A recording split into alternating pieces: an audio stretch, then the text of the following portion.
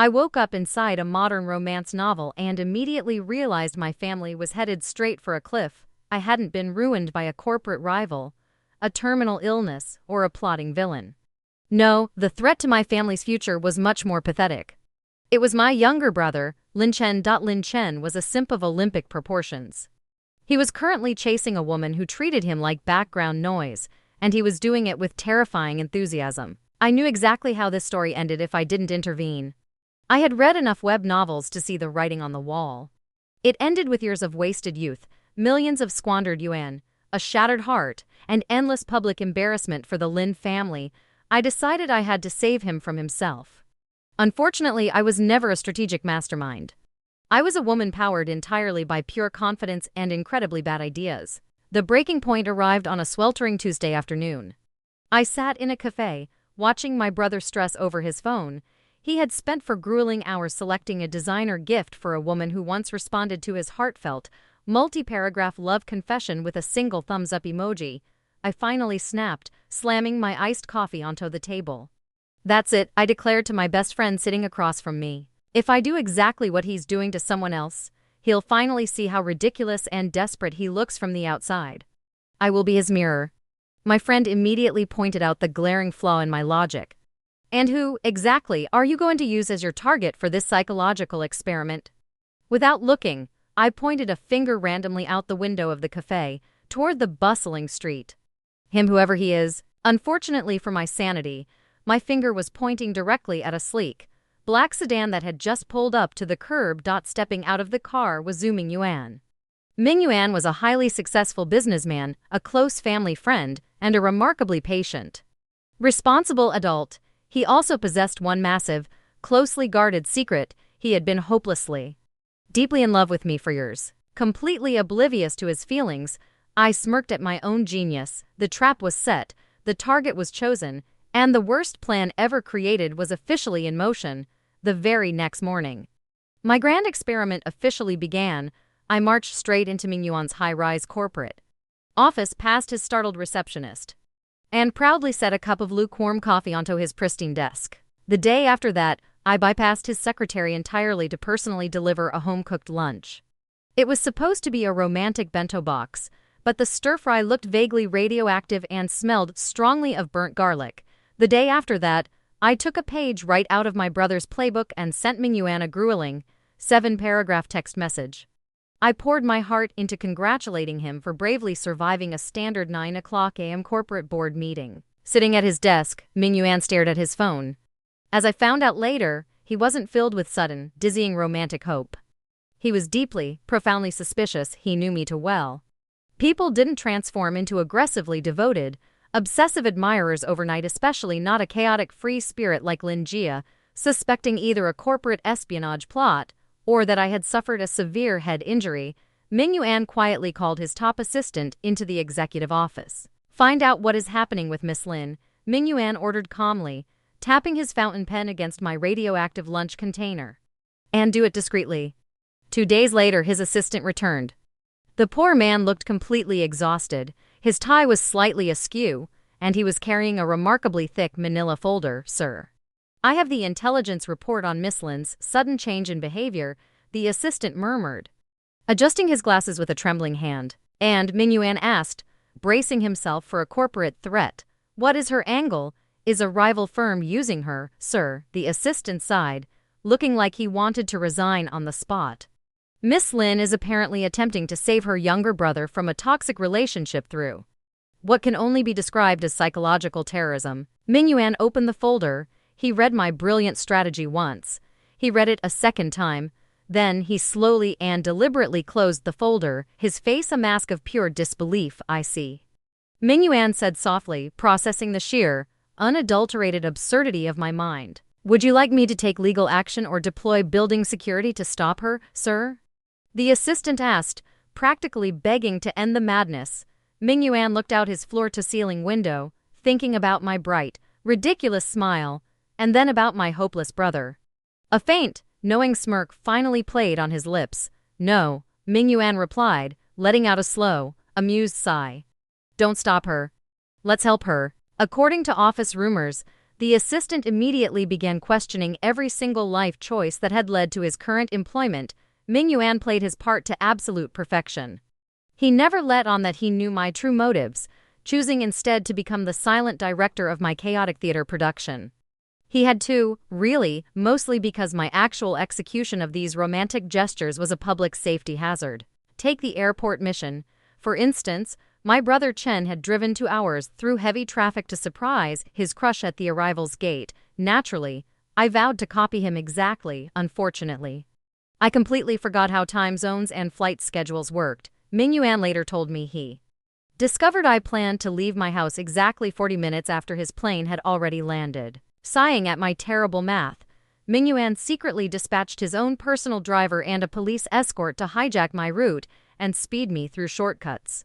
Without his behind-the-scenes intervention, I would have reached the airport sometime next Tuesday. Then came the medicine mission.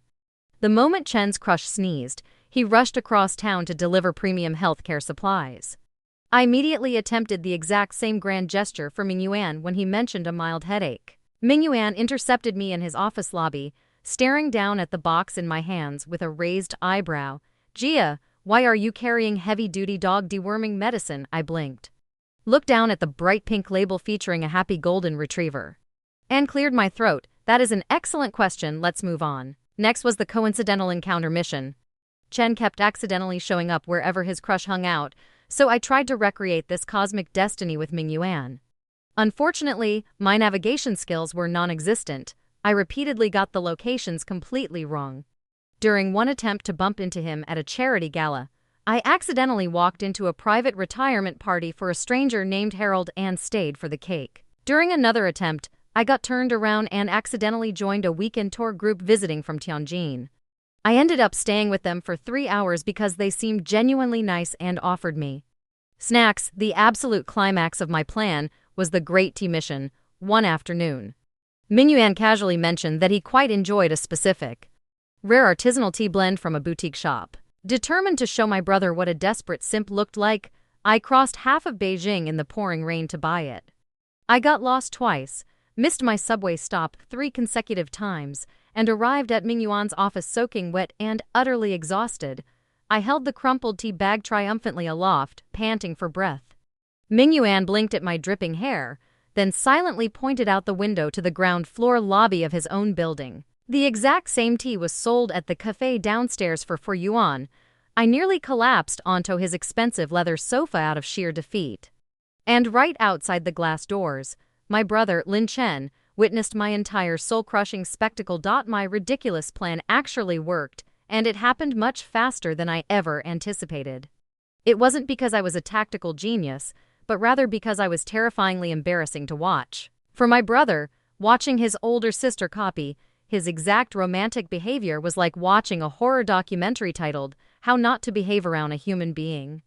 The humiliating tea incident finally shattered his delusions completely. For the very first time, Chen saw his own actions reflected from the outside.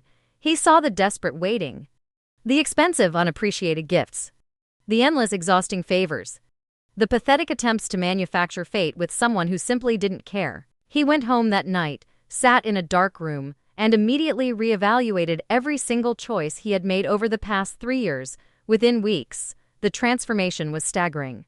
Chen stopped texting his crush entirely. He started moving on with his life. He spent time with his actual friends. He focused on his corporate responsibilities. He took up healthy hobbies like weightlifting and cooking. Eventually, Chen came to a shocking realization. Life was actually pretty enjoyable when you weren't dedicating 24 hours a day to someone who barely noticed you existed. Against all mathematical odds, my mission was completely accomplished. Now that my brother was successfully saved from his own complete lack of dignity, I prepared to wrap up the entire act and return to my normal, peaceful life.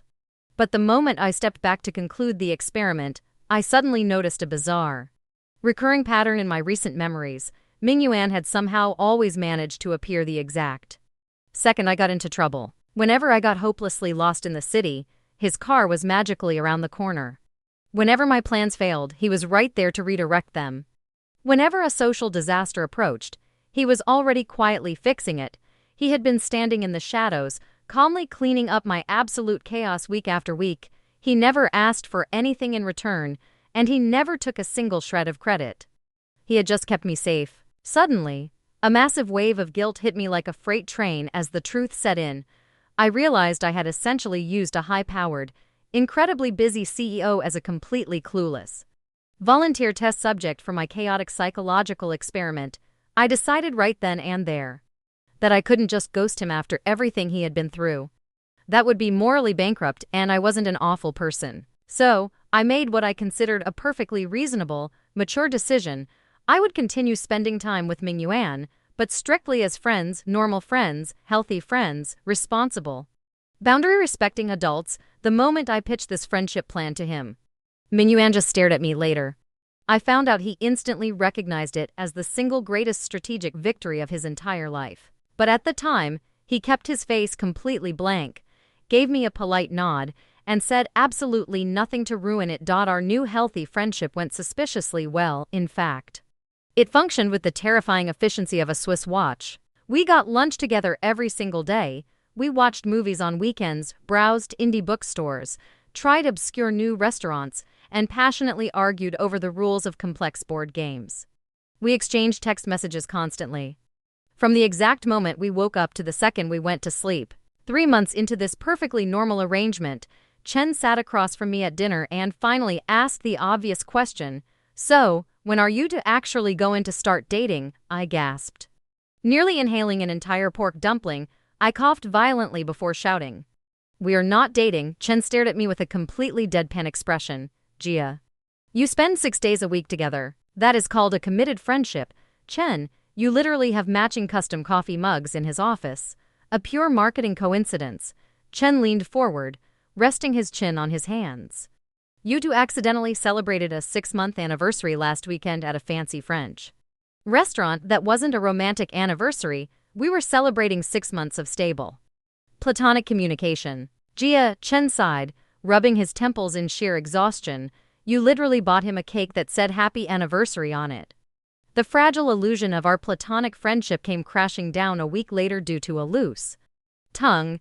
Mingyuan's exhausted assistant accidentally let the truth slip during a routine document drop-off at my house. Mingyuan knew he knew the entire plan, from the very first day, every ridiculous plan, every fake demonstration, every absurd airport run and dog medicine disaster. He had been fully aware of what I was doing.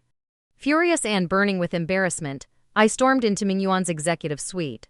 Slamming the doors open, "You knew," I demanded, pointing an accusing finger at his chest. Mingyuan looked up calmly from his laptop. "Yes, the whole time, from day 1, mostly from day 2, if we are being technically accurate," he corrected mildly. "You watched me accidentally join 3 different senior citizen fan clubs on the north side of the city," I yelled, my face turning bright red.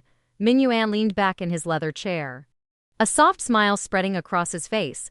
"You seemed genuinely happy during their choir practice." "Jia," I was deeply confused. "Mingyuan, I know," he replied softly, his eyes filled with pure amusement. At first, I was absolutely furious.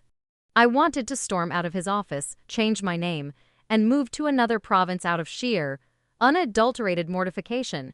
But as I paced around my apartment that night, my anger began to cool, replaced by a terrifying train of thought. Mingyuan knew the entire plan would eventually end. He knew I would stop bringing him terrible lunches.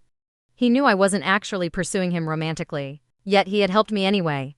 He spent months of his valuable time supporting my madness, protecting me from my own bad ideas, and driving across the city to rescue me from retirement parties. He had helped me save my brother, risking his own dignity and comfort, while expecting absolutely nothing from me in return. And suddenly, the truth hit me with the force of a tidal wave. In my entire life, no one had ever consistently shown up for me the way Mingyuan had. The realization was completely terrifying because I suddenly realized I never, ever wanted him showing up for anyone else. The final straw arrived a week later when a beautiful, highly successful female investor began openly flirting with Mingyuan at a business gala. The woman was lovely, kind, elegant, and perfect. I stood across the room, gripping my champagne glass so hard it threatened to shatter. I hated this perfect woman immediately. for absolutely no logical reason whatsoever. After spending 3 straight days sulking in my room and ignoring everyone, I finally arrived at the only logical conclusion left to me. Oh no, I whispered to my reflection. I like him. I like him a lot. I marched right back into his corporate office for the 3rd time that month, stormed up to his desk, and pointed dramatically at his face. You tricked me, I accused, my voice trembling slightly. Mingyuan looked up, closing his fountain pen. Tricked you into what, Jia? Into liking you. I shouted. Mingyuan's brilliant smile was immediate, radiant, and entirely too pleased with himself. A year later, the grand ballroom was filled with flowers for our wedding reception. During the traditional family speeches, Chen stood up, adjusted the microphone, and raised a crystal glass of champagne. I'd like to start by thanking my sister Lin Jia, Chen said into the mic. I sat at the head table, smiling proudly. Adjusting my bridal veil, I want to thank her for finally curing me of my pathetic dignity-free behavior through her sheer, chaotic will, Chen announced. The entire room erupted into warm applause and laughter. Then, Chen turned his gaze directly toward my new husband. And now, I would like to offer a formal, deeply sincere apology to my new brother-in-law, Zhu Mingyuan. Mingyuan let out a soft, amused sigh. For what? Chen, for being the collateral damage and ultimate victim of her solution, Chen declared. Deadpan, the entire banquet hall roared with laughter. Mingyuan turned his head to look at me. I quickly looked away, putting on my most innocent, angelic expression. Neither of us fooled a single person in the room. Years later, Mingyuan's actual full-time hobby officially became preventing his chaotic wife from accidentally causing citywide structural incidents. A complex security protocol had been established between Mingyuan and his long-suffering assistant. Whenever I uttered the phrase, "How hard can it be?" the assistant immediately sent a red alert to Mingyuan's phone. Whenever I said, "Don't worry," I watched a comprehensive video tutorial online. Emergency response protocols were formally activated, and whenever I looked him dead in the eye and said, "Trust me," Mingyuan silently stood up and started looking around for his car keys. Over the years, he had to rescue me from rogue rooftop gardening schemes, high-risk amateur blacksmithing adventures, a minor museum catastrophe involving a dinosaur skeleton, and approximately 12 different community beekeeping initiatives. He didn't do it because I genuinely needed a savior, most of the time, through pure luck and confidence. I actually succeeded in my projects eventually, usually, probably. He did it simply because he loved me. One quiet evening, after successfully preventing my latest backyard invention from taking out the neighborhood power grid, I leaned against his chest as we looked out at the garden. "Why do you always have to interfere with my plans, Mingyuan?" I asked, pouting slightly. Mingyuan pulled me firmly into his arms, resting his chin on my head. "Because watching you navigate life is my absolute favorite hobby." "That is incredibly rude," I murmured. "It is entirely true," he countered softly. I tried my absolute best to glare up at him, but failed miserably as a smile broke across my face. Mingyuan leaned down and kissed me, slowly, tenderly, the way only someone who has spent years deeply loving the exact same chaotic person can. When we finally pulled apart, I smiled triumphantly. Admission of guilt.